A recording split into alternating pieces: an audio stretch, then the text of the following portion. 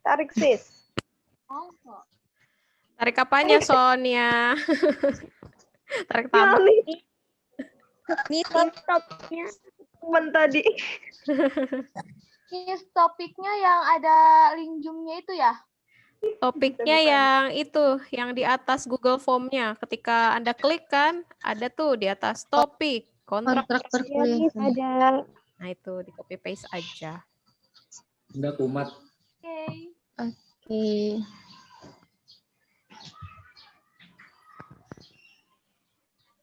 Ini sambil nungguin yang lain. Yang belum join. Yang baru datang, ada yang baru datang di sini ya. Minta tolong kopikan link ini ya, link attendance list ke yang baru datang.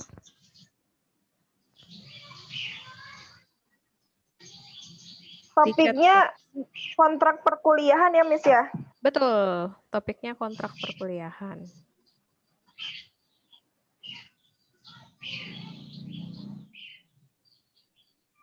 Thank you, Sufiarli. Bentar deh, saya admitnya agak susah nih kalau share screen.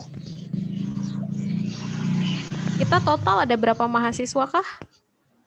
36, 38 berarti. 38. 38.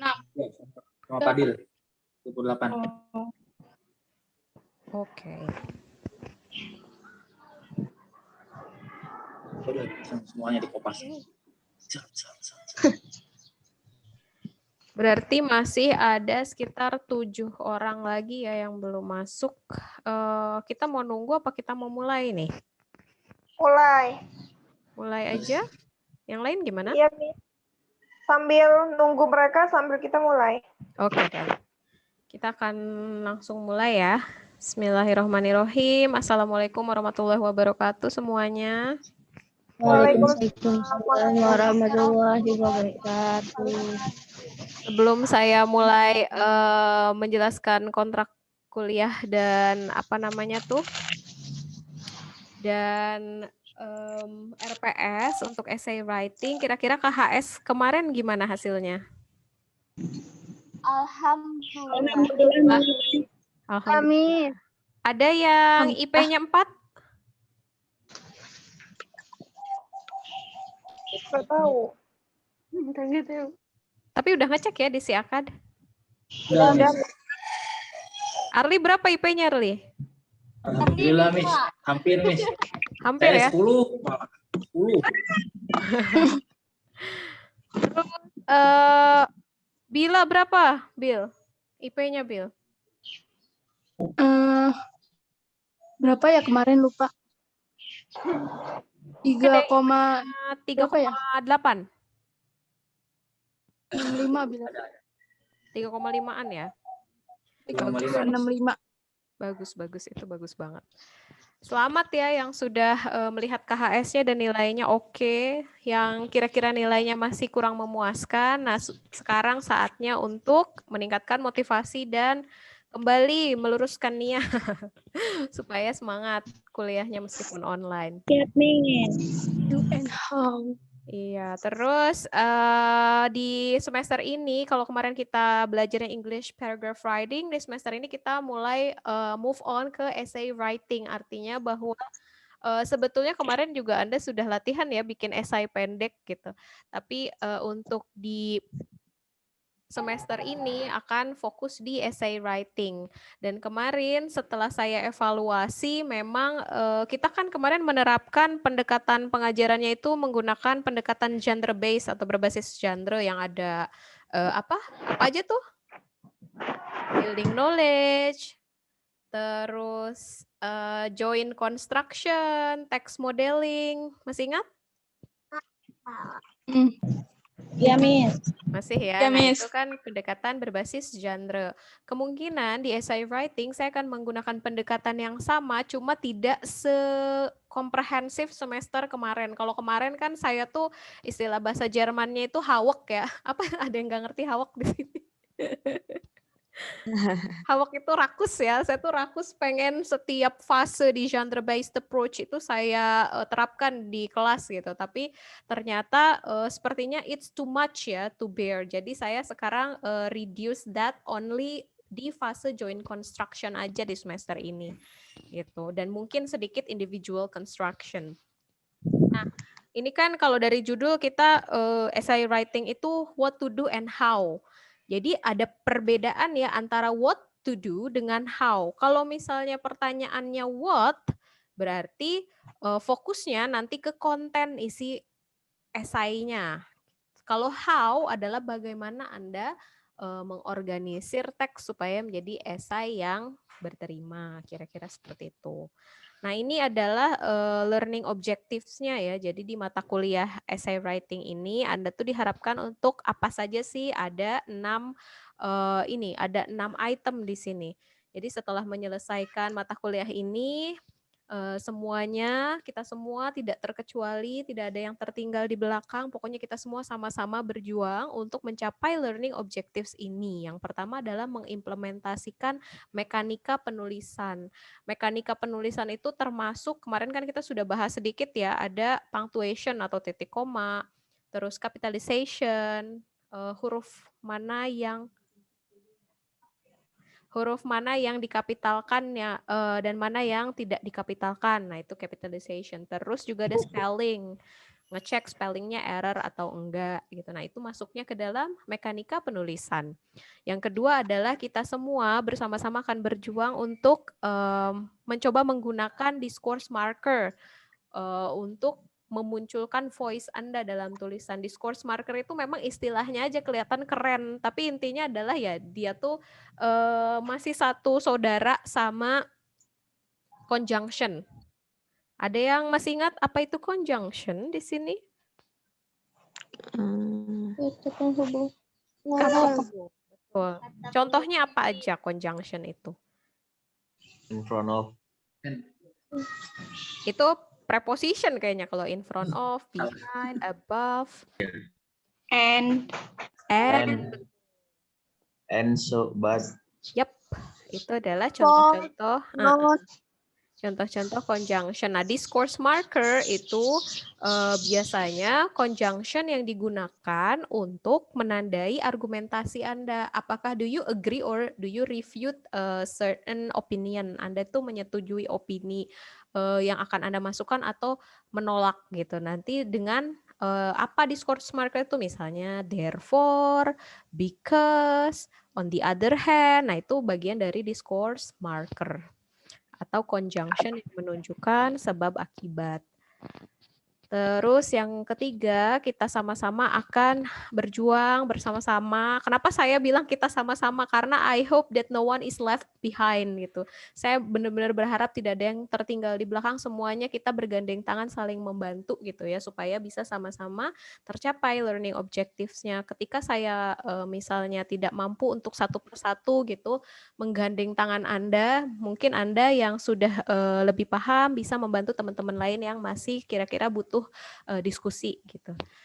Nah, ini yang ketiga juga kita sama-sama berjuang untuk mengetahui gimana sih bikin topik sentence alias popular terminologinya adalah main sentence ya atau ide pokok. Bagaimana sih membuat ide pokok dalam setiap paragraf sehingga membentuk satu esai utuh. Yang keempat, topik sentence ini kemudian deploy atau disebarkan gitu dalam supporting details. Misalnya kalau contoh topik sentence kan misalnya mahasiswa PBI 2020 tidak suka mandi ketika masuk ke kelas online misalnya, itu topik sentence-nya. Nah, supporting details-nya itu bisa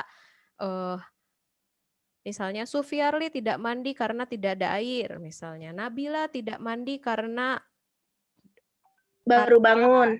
Ya, Lena tidak mandi karena baru bangun. Nah, itu kan supporting details. Sementara topik sentence-nya adalah mahasiswa PBI 2020 tidak pernah mandi ketika masuk kelas online gitu. Itu ya, jadi bedanya topik sentence dengan supporting details.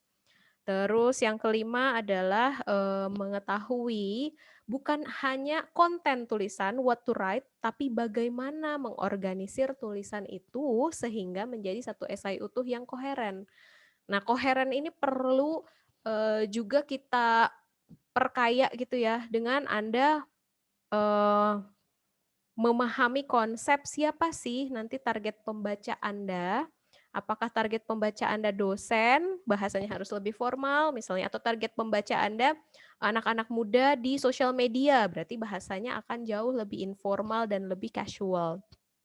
Lalu juga tujuan dari menulis esai itu apa sih? Apakah untuk menginformasikan, apakah ingin menceritakan, apakah ingin berargumentasi. Nah, itu yang akan membuat Anda juga kita semua ya belajar how to write an essay dengan memperhatikan siapa target pembacanya dan apa sih tujuan dari teks tersebut. Jadi yang jadi fokus utama di dalam writing ini, kelas writing ini bukan grammar, bukan grammatical error. Saya tidak akan berfokus pada misalnya kesalahan-kesalahan gramatikanya tidak, tapi bagaimana Anda keep this in mind ya, siapa target readers-nya, otomatis nanti bahasa formal informalnya akan menyesuaikan, lalu apa sih tujuan dari penulisan esainya gitu, sehingga nanti bisa dikonstruksikan dengan enak gitu, pembacanya juga baca esai kita enak gitu, karena sudah disesuaikan gitu ya dengan target pembacanya. Nah itu kira-kira. Dari ke-6 learning objectives di sini, ada yang mau ditanyakan? Atau sudah cukup jelas?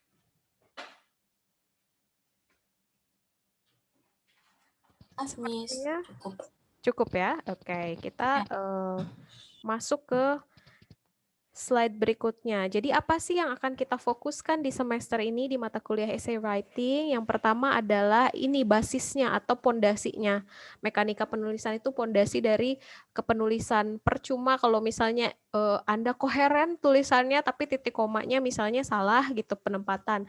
Ketika menulis nama orang Anda tidak pakai huruf kapital misalnya, atau ketika menulis nama kota Anda tidak pakai huruf kapital gitu. Jadi nanti semuanya akan berantakan kalau writing mechanics-nya tidak diperhatikan. Nah itu makanya writing mechanic sebagai pondasi dari writing itu akan menjadi dasar gitu ya, dasarnya. Terus yang kedua adalah discourse markers use ya. Ini yang seperti saya sampaikan tadi sebelumnya, contoh discourse marker itu apa sih? Ada therefore, ada because, ada on the other hand, as opposed to. Jadi ini akan menentukan voice Anda itu mendukung atau menolak satu opini misalnya. Misalnya opininya adalah tadi ya, PBI angkatan 2020 tidak pernah mandi ketika masuk kelas online gitu. Itu kan kira-kiranya seperti itu. Terus Anda berargumen gitu supaya koheren, Anda pakai because gitu. Misalnya Andina doesn't take a bath because she thinks we need to save water and save the earth misalnya. Wah itu sangat mulia gitu. Terus ada juga yang because-nya sepele misalnya karena nggak ada air gitu. Nah itu juga pakainya discourse marker sehingga nanti koherensinya terlihat dari mana ya, terlihat dari penggunaan discourse marker. Jangan sampai misalnya seharusnya Anda menggunakan because tapi Anda menggunakan on the other hand. Gitulah kira-kira. Oke, yang ketiga yang akan kita fokuskan di sini adalah topic sentence atau main idea dan supporting details. Nyambung nggak sih antara topic sentence dengan supporting details? Lalu berikutnya, bentar. Nah, lalu berikutnya ada targeted readers-nya siapa? Nanti ini kaitannya kita penggunaan bahasanya seperti apa? Apakah menggunakan bahasa yang kekinian atau menggunakan bahasa yang super duper formal atau bagaimana itu tergantung siapa targeted readers-nya. Lalu apa tujuan dari teksnya? Gitu kira-kira yang akan difokuskan. Sampai di sini cukup jelas atau ada yang ingin ditanyakan? Jelas, Miss. Jelas ya. Oke, kita lanjut ke slide berikutnya. Nah, ini ada beberapa pustaka yang bisa Anda konsultasikan ya.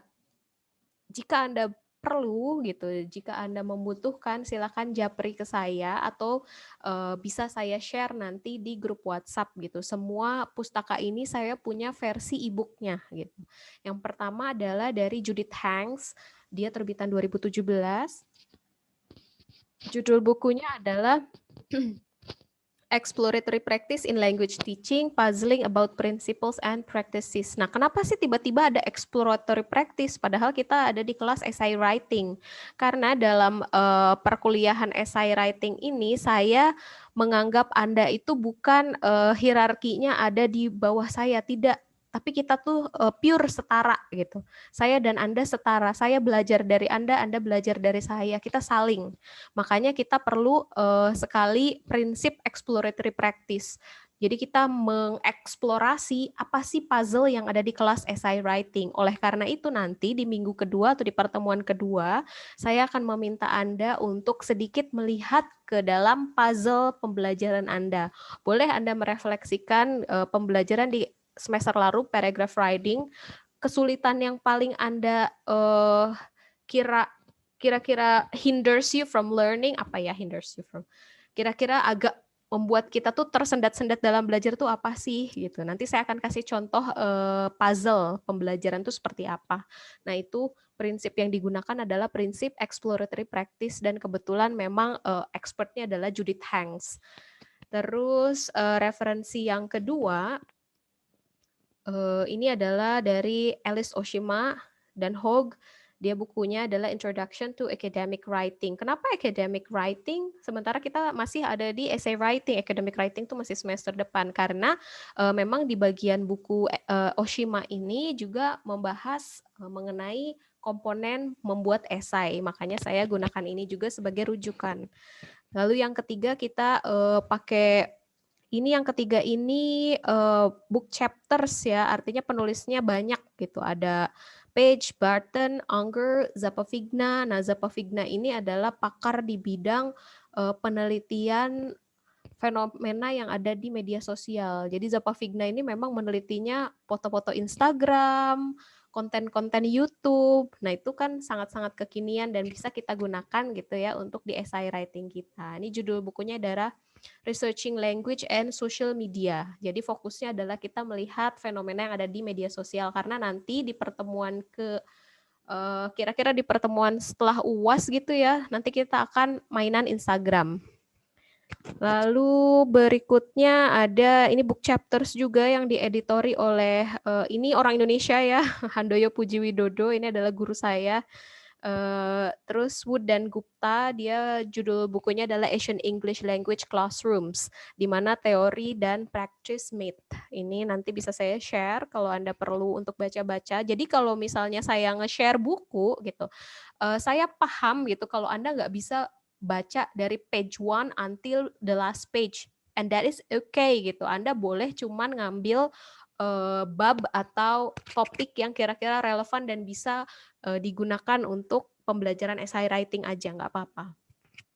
Terus yang terakhir adalah ini, kalau yang 4 ini adalah buku, yang terakhir ini adalah artikel penelitian. Seperti yang saya bilang ini Zappavigna ya, Zappavigna itu memang dia ekspertisnya di bidang penelitian sosial media, bahasa yang digunakan dalam sosial media, karena nanti kita akan mainan Instagram, jadi saya sarankan Anda juga membaca sedikit mengenai artikel beliau ya, Social Media Photography, Construing Subjectivity in Instagram Images.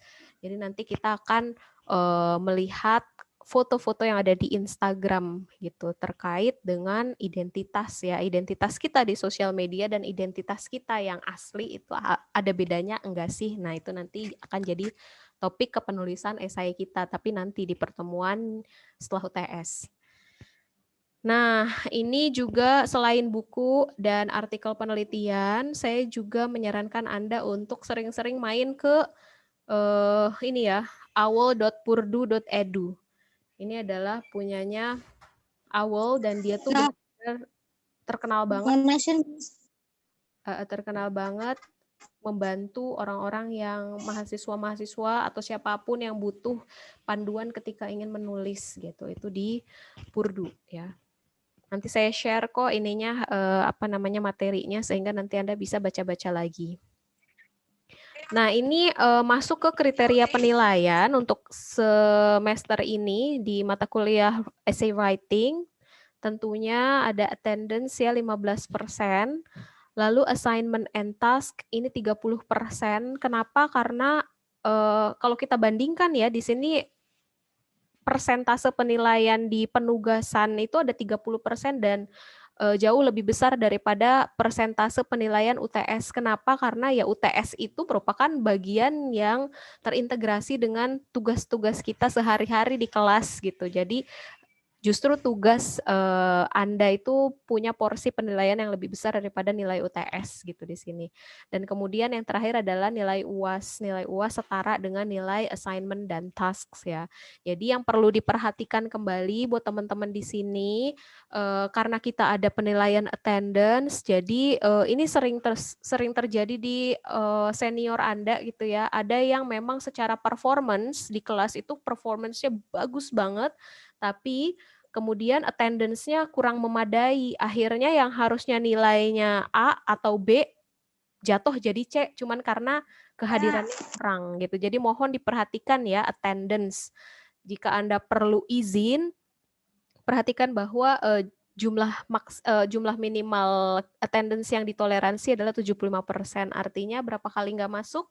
Kalau 75% itu 3 kali, boleh 3 kali tidak masuk, tapi tidak boleh melebihi 3 kali nggak masuk, apalagi tanpa keterangan itu bisa mempengaruhi nanti nilai akhir gitu. Jadi mohon diperhatikan untuk attendance gitu buat teman-teman terutama yang mengabdi di pondok, karena saya tahu betul di pondok itu ada berbagai acara ya, kepanitiaan dan lain sebagainya, tapi tetap diperhatikan attendance-nya supaya nanti nilainya tidak jatuh dan tidak perlu mengulang.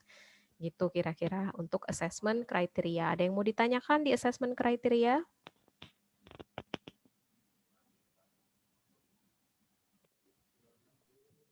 Tidak ada, Miss. Bisa dipahami ya? Oke, kita lanjut ke nanti metode pembelajarannya. Karena kita masih online gitu, kita tetap akan memakai Edmodo untuk pembelajaran asinkronusnya. Juga kalau misalnya Anda perlu apa ya seperti pengarsipan gitu untuk materi, saya bisa uploadkan ke Edmodo. Jadi kapanpun misalnya Anda ingin mengakses materi, mengakses rujukan, Anda bisa masuk ke Edmodo. Nanti saya akan uploadkan juga pustaka rujukannya di Edmodo sehingga nanti kita bisa lebih aktif di sana ya. Karena penulisan essay writing ini sangat mustahil bisa terlaksana dengan lancar kalau tidak ada persiapan gitu. Jadi makanya sebelum nanti perkuliahan dimulai di hari Sabtu pukul 8, mungkin di pertengahan minggu di hari Senin atau Selasanya saya mungkin akan ada yang diposting di Edmodo yang perlu Anda baca dan Anda persiapkan sebelum masuk ke kelas. Jadi sistemnya adalah persiapan dulu di rumah pakai platform Edmodo, lalu nanti masuk kelas kita tinggal diskusi dan langsung eksekusi gitu kira-kira. Lalu yang sinkronusnya seperti biasa ya, kita ada di WhatsApp group. Anda boleh tanya saya, misalnya di luar jam pelajaran boleh tanya saya di grup atau Japri. Dan khusus untuk instruksi perkuliahan kita bisa gunakan Zoom meeting as usual. Oke, makanya di sini saya tuliskan Zoom meeting and WhatsApp for synchronous instruction and real-time discussion. Kalau kita perlu diskusi yang real-time gitu, yang ketika saya sampaikan Anda bisa langsung menanggapi ya, kita bisa gunakan Zoom meeting atau WhatsApp group itu ya. Lalu berikutnya, nah ini kita terkait dengan tadi ya, rujukan yang saya gunakan dari Judith Hanks, Exploratory Practice. Nah, Exploratory Practice itu, it is all about learning puzzles gitu. Jadi, sebelum kita belajar bagaimana membuat esai dari topik di social media, kita akan mengeksplorasi dulu kira-kira apa sih puzzle kita. Puzzle tuh apa ya, sesuatu yang kita masih nggak paham gitu, ada gap di dalam aktivitas pembelajaran kita yang kita pengen tahu dan kita pengen pahami gitu. Ini learning puzzles itu adalah pertanyaan apa yang Anda punya gitu terkait pengalaman Anda belajar di kelas writing ya, khususon ini karena kita berada di kelas writing. Jadi kira-kira pertanyaan apa sih yang mengganggu gitu, masih ngeganjel di hati Anda terkait pembelajaran writing. Yang kedua, ini biasanya tujuannya adalah pertanyaan ini diajukan tujuannya itu biasanya untuk paham fenomena tersebut, ketidakpahaman itu untuk dipahami dan bukan untuk dicarikan solusinya gitu. Kita nggak langsung oh saya tuh masalahnya adalah nggak bisa bedain gitu. Setelah titik koma dikasih spasi apa enggak, misalnya itu puzzle Anda. Terus paham dulu kenapa sih kok bisa seperti itu. Oh ternyata di SMA saya beda loh gitu pengajaran punctuation-nya dengan di kampus misalnya. Berarti itu Anda sudah pada tahap understanding. Nah, kemudian setelah understanding Anda boleh solve the problems. Tapi ketika mengajukan pertanyaan itu Anda tidak bisa serta-merta langsung solve problems tanpa paham dulu akar permasalahannya di mana. Kira-kira seperti itu. Nah, oleh karena itu, nah ini discourse marker. Oleh karena itu, kita akan mengeksplorasi pertanyaannya cuma satu jenis dari 5W1H, cuma di why. Why-nya apa aja yang Anda rasakan gitu. Mungkin bagi saya misalnya pertanyaan nomor 1 lebih relevan. Ini cuma contoh ya, pertanyaan 1-6 ini cuma contoh dan kemungkinan besar pengalaman Anda itu kan unik masing-masing punya keunikan sendiri-sendiri. Pasti pertanyaannya bisa sama, bisa juga berbeda. Boleh gitu. Cuma memang karena fokus kita di understanding the phenomenon, maka kita akan berfokus pada satu jenis pertanyaan yaitu why. Sehingga kita bisa dapatkan understanding gitu, pemahaman. Misalnya di sini learning puzzle-nya saya, why can't I organize a coherent writing piece? Kenapa sih saya tuh kalau nulis tuh kok nggak koheren ya? Kok saya bingung ya penggunaan discourse marker gitu. Nah itu bisa jadi puzzle Anda. Atau puzzle Anda mungkin yang kedua, misalnya why do I find writing difficult? Kenapa sih nulis itu susah banget ya Allah, misalnya gitu ya. Itu puzzle-nya bisa gitu masuk ke nomor 2 atau nomor 3. Why is my problems mostly because of vocabulary limitation? Saya rasa ini banyak terjadi ya di pembelajar English as a foreign language karena kita kan melihat bahasa Inggris ini bukan bahasa kedua tapi bahasa asing ya. Otomatis kita tidak secara aktif menggunakannya sehari-hari yang akan berdampak pada akhirnya terbatasnya jumlah vocabulary yang mungkin kita gunakan untuk menulis gitu kira-kira nomor 3. Nah kalau puzzle nomor 4 contohnya misalnya why can't I understand how to revise my writing? Kan kalau kemarin ketika Anda menulis misalnya tentang idola gitu ya, kan Anda pertama konsul dulu ke saya, terus saya kasih feedback, Anda revisi. Setelah oke, baru kita gabungkan dalam e-essay collection gitu ya. Nah itu biasanya membutuhkan Anda untuk paham gimana sih caranya merevisi. Merevisi itu kan erat kaitannya dengan membaca feedback dari saya. Sementara mungkin di antara Anda ada yang tidak terbiasa, misalnya membaca komentar yang ada di Word gitu ya. Jadi akhirnya kesulitan merevisi. Itu bisa jadi puzzle Anda. Terus contoh kelima adalah misalnya why is it so hard for me to read teachers' feedback? Kenapa sih kok feedback dari Bu Nur itu susah perasaan, saya kok nggak paham ya apa yang harus diganti, apa yang harus direvisi. Nah itu bisa jadi juga menjadikan learning puzzle Anda. Atau yang terakhir, ini contoh terakhir boleh ya, contoh lainnya. Why is replying comments difficult? Jadi kan saya tuh sebetulnya harapan saya adalah dengan cara bertukar komentar dalam tulisan Anda di Word itu adalah ada interaksi, ada dialog antara saya sebagai pemberi feedback dengan Anda sebagai penulisnya gitu. Nah, mungkin di antara Anda ada yang menemukan bahwa balas komentar saya di Word itu kok susah ya, ini gimana sih caranya? Nah, mungkin bisa kita eksplorasi kalau saya tahu gitu kalau itu menjadi puzzle Anda dalam belajar. Jadi kenapa kita bisa saya sarankan Anda untuk mengeksplorasi puzzle di awal. Yang pertama adalah untuk memetakan kebutuhan Anda ketika menulis itu apa. Terus bantuan apa yang kira-kira bisa saya berikan kepada Anda atau teman-teman yang lain bisa berikan kepada kita semua supaya tadi learning objektifnya bisa tercapai gitu kira-kira. Nah, Terus learning puzzle itu harus 6, Miss. Misalnya ya nggak mesti. Satu pun merupakan misalnya cuma 1 dari 6 ini yaitu learning puzzle Anda yang Anda rasakan, bisa juga. Terus learning puzzle-nya tidak ada di contoh 6 ini, boleh nggak? Boleh. Ini cuma contoh. Jadi kalau misalnya Anda punya learning puzzle sendiri yang beda, yang betul-betul Anda rasakan dan ganjel di hati Anda gitu, boleh Anda sampaikan sebagai bagian dari learning puzzle-nya. Nanti kita ada project sendiri dengan bermain-main dengan learning puzzle itu, nanti kita ada bikin kolase gitu ya. Nanti selain menulis gitu ya, selain mengeksplorasi permasalahan pembelajaran, kita juga bisa menunjukkan kreativitas kita. Apalagi anak-anak zaman sekarang pasti kan sudah sangat familiar dengan membuat poster, sudah sangat familiar dengan membuat kolase gitu ya. Nanti kita akan bermain-main dengan kolase untuk menjelaskan kira-kira learning puzzle yang Anda temukan apa aja. Nah, untuk slide ini ada pertanyaan?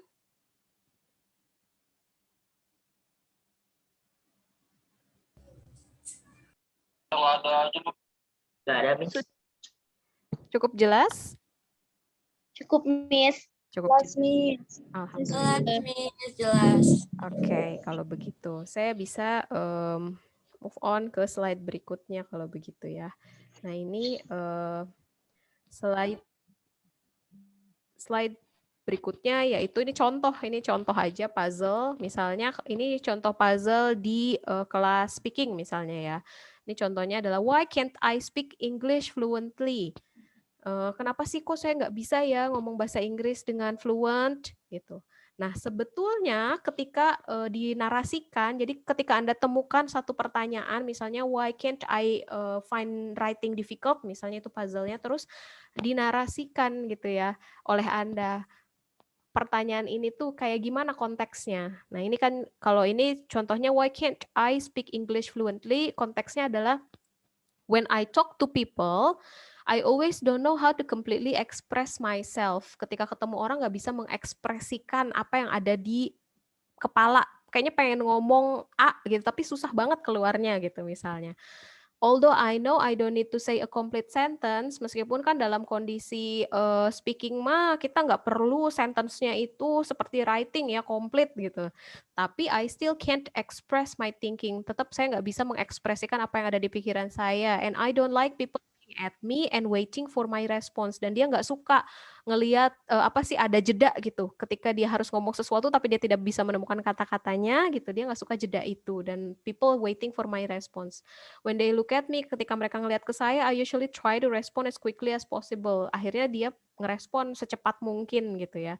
Namun demikian, nah ini adalah discourse marker. However, they usually become more confused. Tapi akhirnya kok orang-orang malah semakin bingung dengan perkataan saya. The biggest problem is I need time to prepare. Jadi ternyata permasalahannya itu bukan dia nggak bisa ngomong secara lancar, tapi permasalahannya justru adalah dia cuma perlu waktu lebih lama untuk mempersiapkan apa yang ingin dikatakan gitu, dan tidak bisa langsung real time gitu. Ada pertanyaan langsung jawab, ada pertanyaan langsung jawab. Dia cuma perlu waktu aja. Cuma itu sebetulnya. Jadi puzzle-nya akhirnya membawa kita pada pemahaman bahwa bukan berarti nggak bisa, tapi cuma perlu waktu lebih lama. Dan itu sangat-sangat normal gitu, sangat-sangat lumrah ya dirasakan oleh orang-orang Indonesia misalnya yang bahasa Inggrisnya bukan bahasa ibu gitu. Jadi normal banget gitu, tidak usah berkecil hati. Nah, itu fungsinya dari belajar puzzle. Nah, akhirnya puzzle-nya setelah mengetahui ini di-refine atau direvisi. Why can't I respond in a short time? Jadi bukan lagi why can't I speak English fluently, tapi why can't I respond in a short time gitu. Jadi sebetulnya tidak ada masalah dengan si siswa ini. Yang ada adalah perlu persiapan lebih lama aja gitu. Dan itulah fungsinya dari puzzle. Nanti kita akan eksplorasi ini. By the way, ini remaining meeting time-nya adalah 1 menit ya. Jadi kalau misalnya seperti biasa Zoom-nya tiba-tiba berakhir, mohon mengeklik link yang sama gitu ya. Pakai link yang tadi lagi, Miss. Iya, pakai link yang tadi lagi. Nah, dari sini kira-kira tergambarkah kira-kira eksplorasi puzzle itu seperti apa? Sudah tergambarkan. Tergambarkan ya. Jadi eksplorasi puzzle ini bisa membantu Anda tidak ngejudge gitu, tapi memberikan kesempatan bagi Anda untuk mempersiapkan lebih baik. Intinya seperti itu. Jadi exploring puzzle bisa loh kita gabungin dengan essay writing, karena kan bentuk naratif ini adalah merupakan salah satu komponen yang akan kita perlukan dalam menulis esai gitu. Bagaimana Anda menulis narasi yang koheren, pakai discourse marker, seperti and, seperti however, seperti when. Nah, itu juga akan sangat berguna nanti buat kita essay writing di topik media sosial setelah UTS.